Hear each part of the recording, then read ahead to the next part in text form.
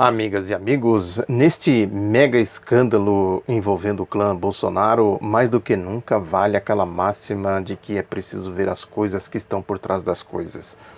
Tem aí, por exemplo, esse caso desta operação contra o Aécio Neves, a Andrea Neves, a sua irmã, contra deputados aí do Solidariedade, Paulinho da Força e tudo mais, mas o foco principal ali é Aécio Neves.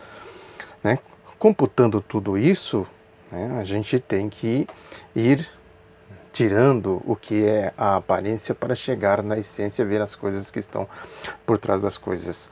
Esse caso aí do Aécio Neves, por exemplo, é uma coisa escandalosa. Tem aí evidências e mais evidências. É um caso que se arrasta, tem a lista de Furnas, tem o metrô de São Paulo, tem a privataria tucana, enfim. A gente não pode se deixar levar pelas aparências, isso aí é manipulação.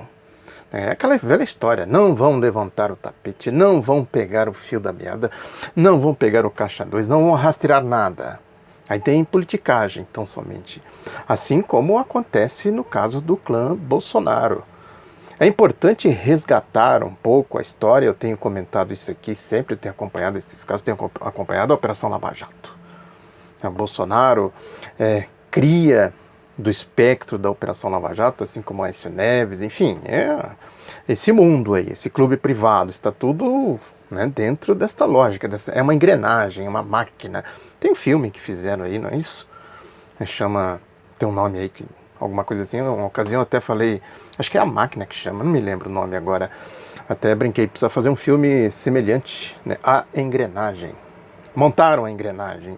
O processo golpista, a marcha golpista, ela não nasceu assim do nada, não brotou da terra, não caiu do céu, como eles tentam fazer, para limpar a classe política e trazer gente que não é da classe política.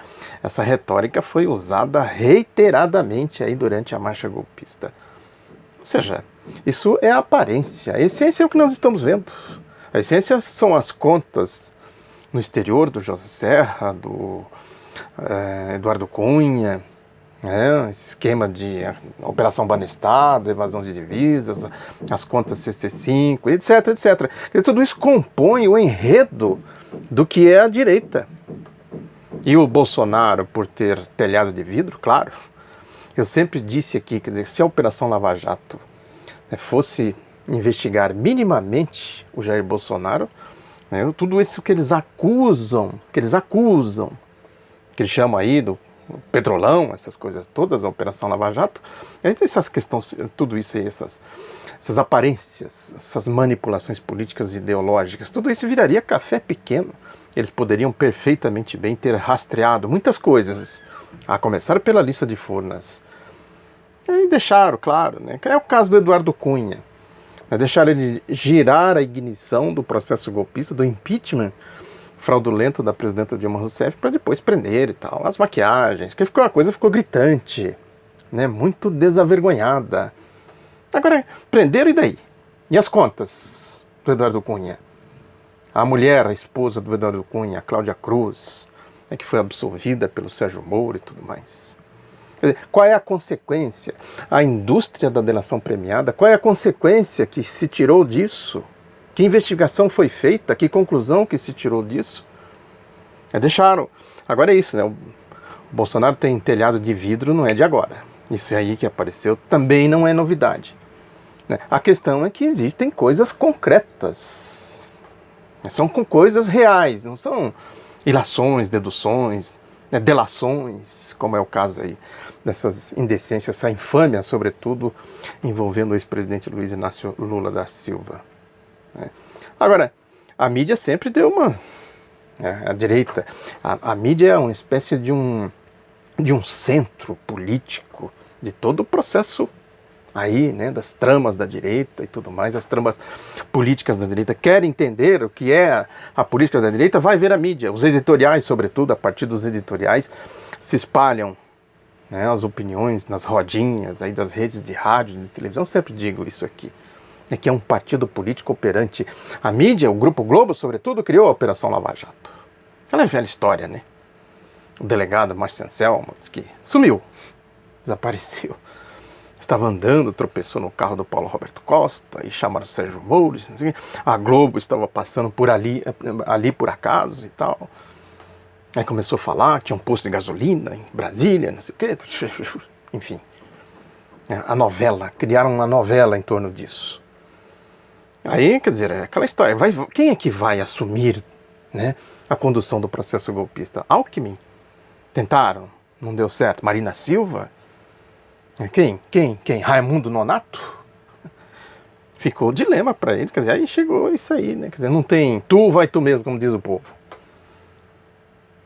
Né? Agora, ele nunca inspirou confiança. Agora, com esse escândalo aí, tem aí, claro, né, as pressões, quer dizer, os editoriais estão dizendo, sobretudo o Globo e o Estado de São Paulo, né, que são mais incisivos na ação política. A Folha faz aqueles editoriais para lá, para cá, né, que alguns chegam a ser ridículos, né, tal a artificialidade. Agora o Globo e o Estadão fazem editoriais mais raivosos, mais incisivos, mais rançosos, mais ideológicos, né, com uma ideologia bem definida. O Globo fez editorial recentemente sobre isso. Tem a coluna do Merval Pereira, que eu sempre digo aqui. Esse é um que a gente não perde nada prestando atenção no que ele fala, porque é o porta-voz dos Marinho. É o ideólogo da Lava Jato. E ele escreve hoje na coluna dele, que chama-se Catão dos Outros, que ele vai falando, está lá pelas tantas, ele fala do Sérgio Moro, que ele diz assim, o futuro ministro da Justiça, Sérgio Moro, que terá a seu pedido para melhor combater a corrupção o COAF, como órgão subordinado, não deveria dizer que para ele a explicação do presidente eleito está dada. Não é razoável exigir que fizesse uma crítica ao presidente ou à sua família, mas não deveria banalizar o assunto. Bom, Sérgio Moro, né, quando apareceu o Sérgio Moro, eu falei, eu sei quem é o Sérgio Moro. Conheço, lá na Operação Maringá, aquela coisa escandalosa. Esse cara é muito parecido com isso aqui. Muito parecido, o amiguinho dele, o Erivaldo Souza. Enfim, tá lá no outro lado da noticia.com.br, sempre digo isso aqui. Mais especificamente num artigo que eu fiz sobre um evento que ele participou, um evento interreligioso que não faz muito tempo. Que o título que eu dei, quem tiver curiosidade, eu vou deixar aqui o link. Se une a sacerdotes, para acobertar corrupção tucana. Um caso flagrante, muito parecido com esse aqui, o comportamento dele, eu digo. Sei, não vi, são meus amigos, deixa pra lá. Eu falo desse caso sempre porque eu acho que esse é o mais flagrante. É um caso assim que denota mais o seu cinismo ao tratar dessas coisas. Eu não sei, não vi. Não sei, Tem? Quem é Erivaldo Souza? Eu não conheço. Sei quem é, nunca vi falar, tal. Enfim, tem outros casos aí também. Quem me acompanha aqui sabe que eu sempre puxei esse fio aí, Pra dizer, eu conheço o Sérgio Moro, sei quem é. Quem acreditar que tem Lava Jato, que tem combate à corrupção, está comprando, está aí aceitando cheque sem fundo, comprando gato por lebre. Não é nada disso. Tem outros casos mais, enfim. Aí o Merval diz aqui, agora a Globo criou ele.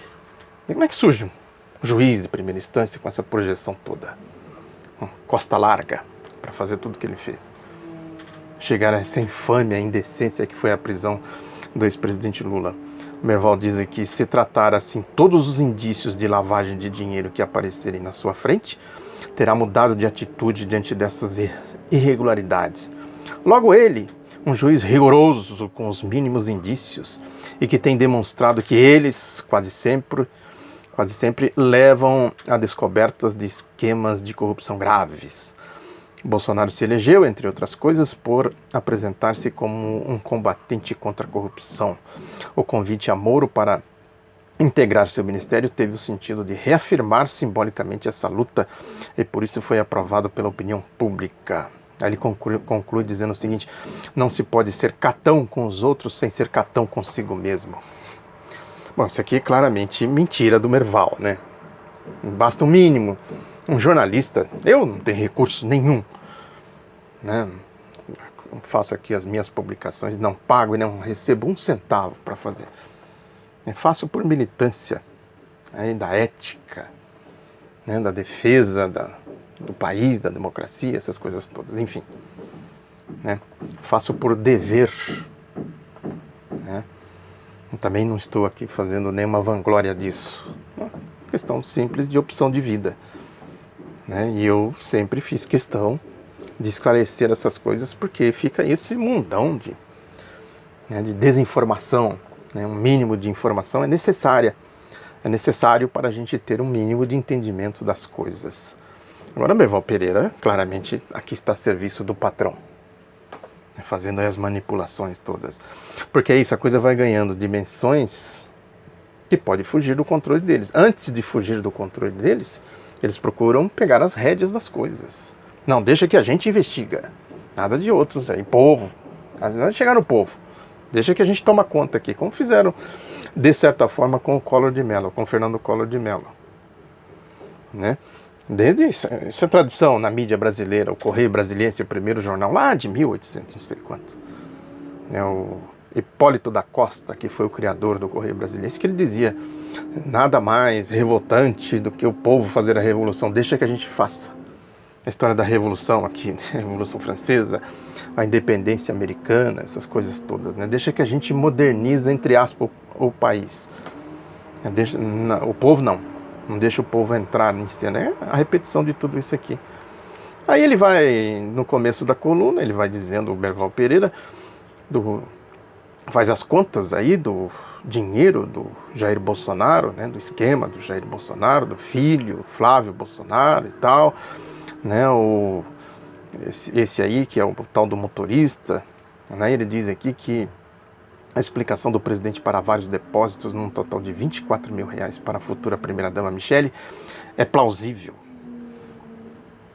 Trata-se, diz aqui, a explicação, trata-se de pagamento de um empréstimo que não foi declarado no imposto de renda. Até aí, nada grave, né? Sonegar imposto, né? A Globo que o diga.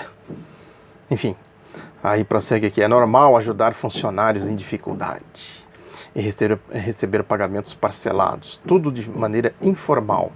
Não declarar no imposto de renda pode ser uma falha, nunca um crime. A coisa começa a pegar quando o presidente e seu futuro ministro da Justiça, Sérgio Moro, consideram que, com a explicação, o caso sai de suas alçadas e vai para a do próprio Fabrício, que é o motorista. O mordomo, né? Joga nas costas do mordomo. Aqui, ó, como eles procuram controlar as coisas. Não, o Bolsonaro não praticou crime. Quem praticou? Aqueles lá que foram delatados.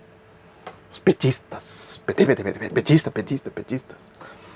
Aí diz ele aqui que nem mesmo do filho Flávio é cobrado qualquer explicação para a movimentação de dinheiro de seus funcionários na Assembleia Legislativa, onde atuava como deputado estadual. É claro que mesmo que tenha dado uma explicação para o caso de sua mulher, o comportamento dos filhos alcança o presidente. Assim como as acusações contra Lulinha alcançaram Lula. Aí já meteram o Lula no meio aqui, ó. Já meteu o Lula, que é um Berval. Mesmo que as quantias conhecidas sejam consideravelmente menores. Está querendo dizer aqui que as quantias do Lulinha são consideravelmente maiores do que desse caso aqui. Agora, cadê a história do Lulinha? Quem apurou? Cadê as contas?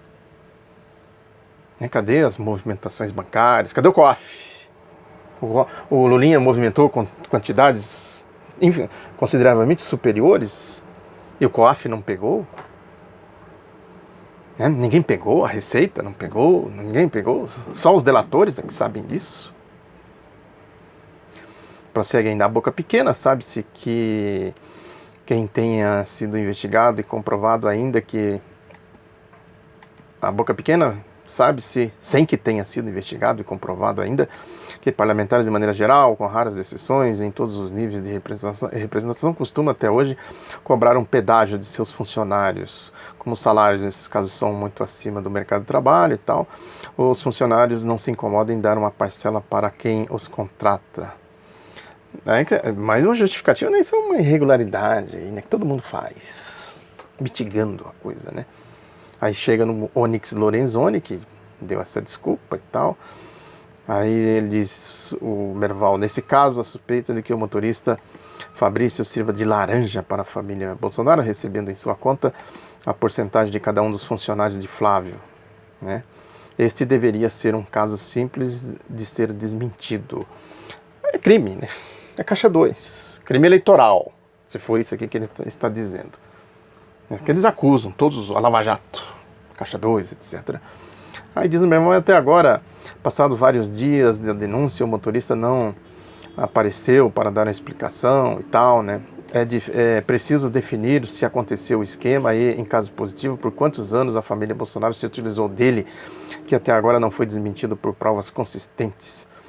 Além do próprio Jair Bolsonaro, deputado federal por 27 anos, que empregava até mesmo uma funcionária que vendia açaí em Búzios. A Flávio, hoje senador eleito, que era deputado estadual, o deputado federal Eduardo, anteriormente deputado estadual, e o vereador Carlos, o clã. Né? O meu irmão está dizendo o seguinte, que todos eles faziam esse esquema aí de formar caixa 2. O Bolsonaro está aí há 27 anos, como diz. Agora é isso mesmo? Investiguem, é simples, chama a Justiça Eleitoral, chama a Lava Jato. Sérgio Moro. Onde está você, Sérgio Moro? Quem acredita que esses caras, essa turma aí, né? Os boquerrotos da Operação Lava Jato, estão todos em silêncio. Não falam nada, né? Coisa absurda. E o Globo no pé, claro, o Globo quer isso, né? Quer controlar, tutelar. Agora é a hora que nós vamos tutelar. Você quer governar, mas vai sob a nossa tutela.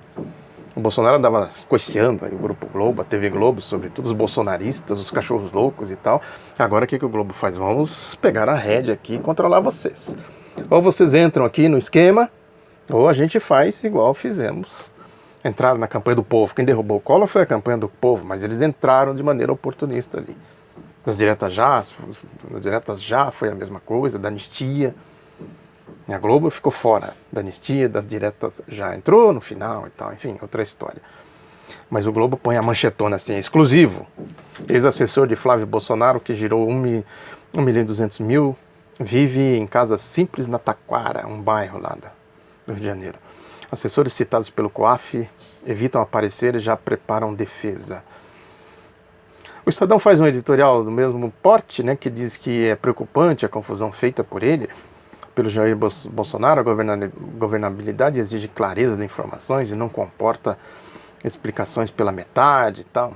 Ele vai dizendo, pegando no pé, tem que se explicar, não sei o quê. Por pedir trégua à imprensa, atribuindo o caso a uma injusta perseguição, beira a irresponsabilidade, além de revelar completo desconhecimento do papel da imprensa num Estado democrático de direito. Está falando aqui do Onyx Lorenzoni, que a declaração dele traz dúvidas sobre a capacidade do futuro governo de lidar com situações adversas. A equipe de Bolsonaro parece não se dar conta de que, em menos de um mês, terá a responsabilidade de governar o país e enfrentará problemas muito mais sérios do que esse. Precisará, por isso, demonstrar maturidade, seja para esclarecer as questões que virão à tona, seja para não criar novos problemas. Aí, ó, tutelando. Agora, vem cá, vem aqui, põe o cabresto. O Globo e o Estadão. Põe o cabresto. Agora você vai seguir o nosso caminho aqui. Se não seguir, fora Bolsonaro. O jogo, a complexidade das coisas vão muito além das aparências. Ver as coisas que estão por trás das coisas.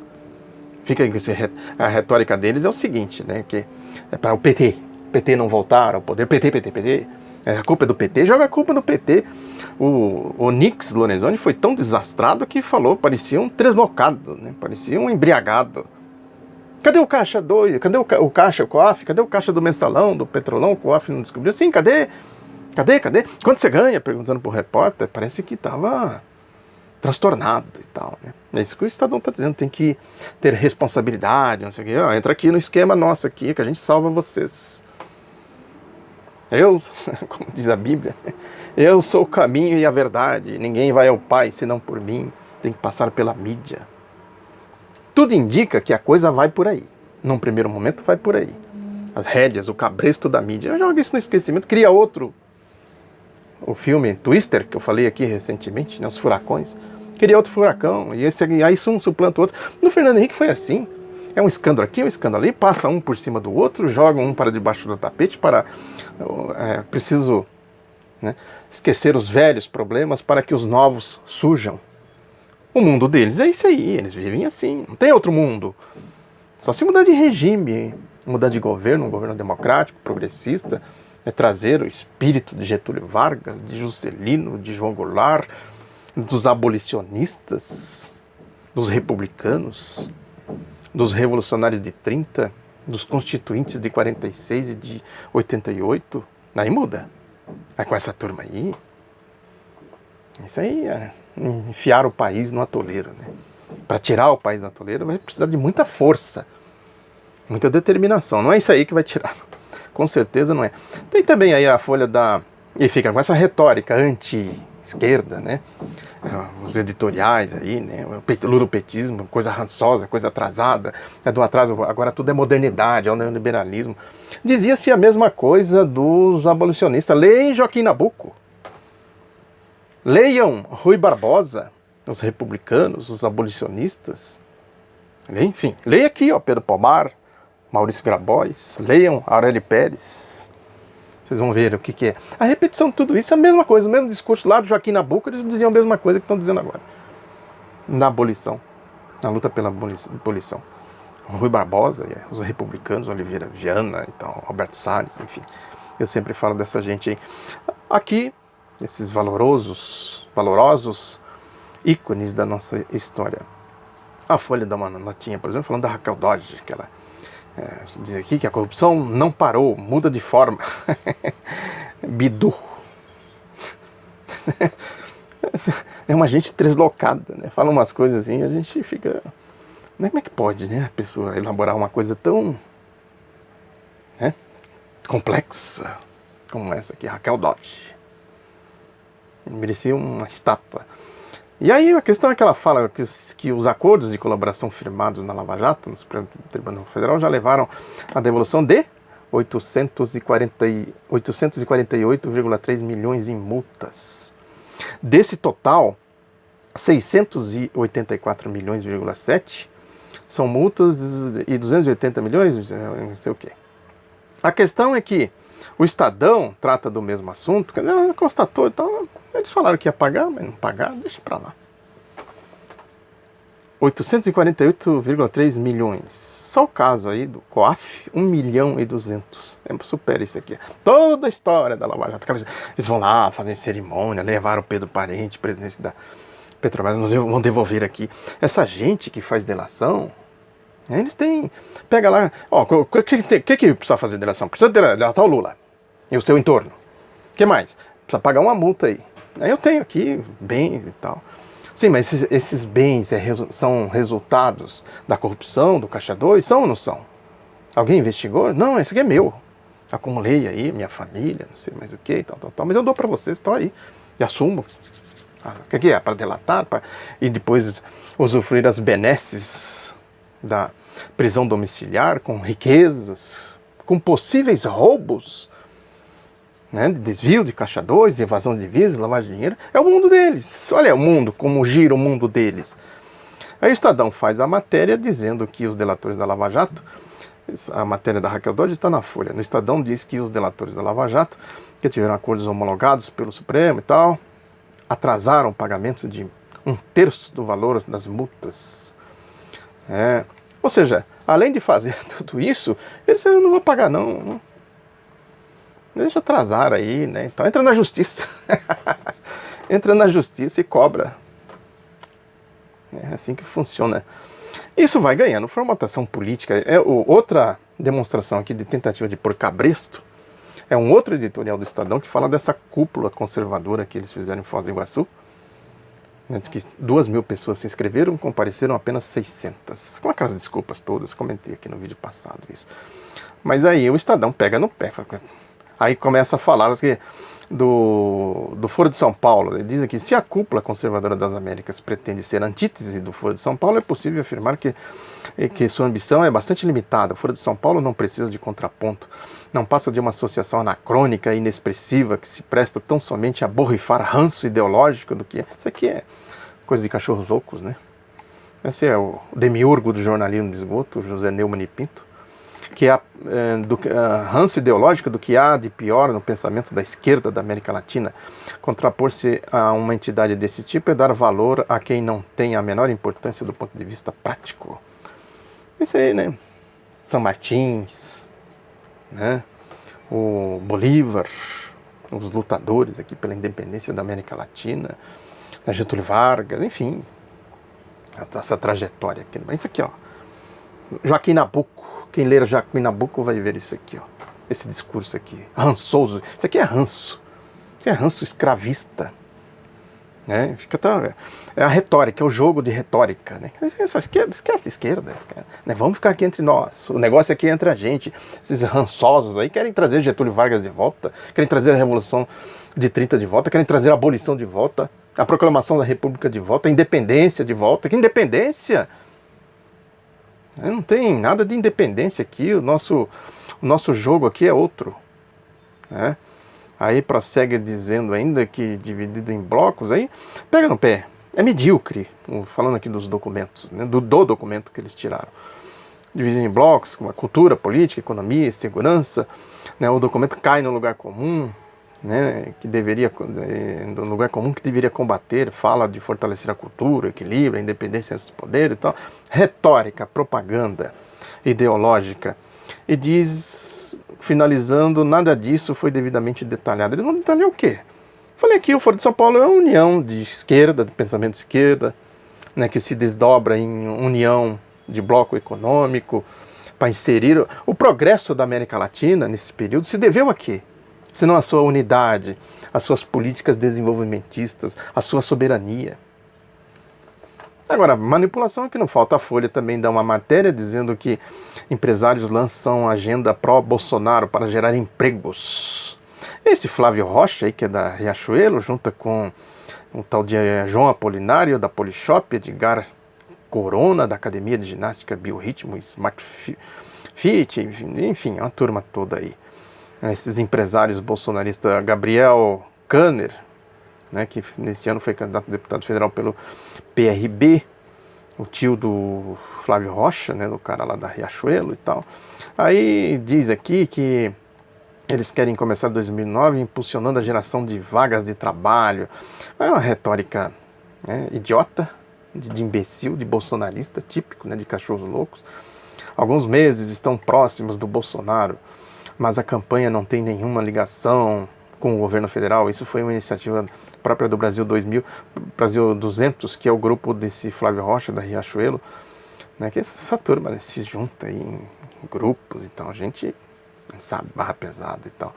Esse aí da Avan, esse Luciano Hang, enfim, a gente, né, que a gente sabe muito bem onde eles vivem, o mar de lama no qual eles vivem mesmo, né? Onde eles fazem os negócios, as trapaças deles e tal. Aqui o mercado interferindo no mercado. Eles vão criar vagas de trabalho, estão dizendo aqui, né, para impulsionar o Bolsonaro. Antes que vem CUT aí, vem PT aí e tal, né? Vamos criar vagas aqui. Nós somos aqui, a gente assume o lado do trabalho. Nós somos capital, mas estamos defendendo o trabalho. Malandro é o gato que nasce de bigode. Como se dizia antigamente, né? O jacaré que em rio que tem piranha nada de costas. Essas coisas, os ditados do povo aqui, malandros e tal, né? Aí diz aqui que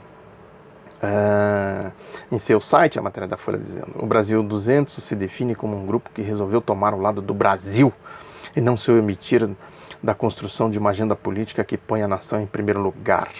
De acordo com Kanner, é preciso dar um voto de confiança e torcer para que o país dê certo. É isso aí, ó. Tudo vai confluindo para uma tentativa, né, de pôr controles no governo Bolsonaro, porque todo mundo sabe que isso aí vai ser um desastre. Essa mega máquina do Paulo Guedes, né, predadora, geradora de ineficiências, né, a máquina neoliberal, ultraliberal, neocolonial, de entregar tudo, privatizar tudo, etc.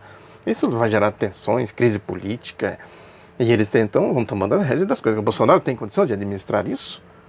Tem, vamos dizer assim, estofo para administrar tantas contradições que vêm por aí? Não. Então eles vão botando, ó, vem para cá, né, deixa aqui com a gente que a gente dá respaldo para você. Esse é o jogo que está sendo jogado, é por aí que a gente tem que ver tudo isso, esse conjunto de acontecimentos. Muito obrigado pela atenção, divulgue o outro lado da notícia, um abraço e até a próxima.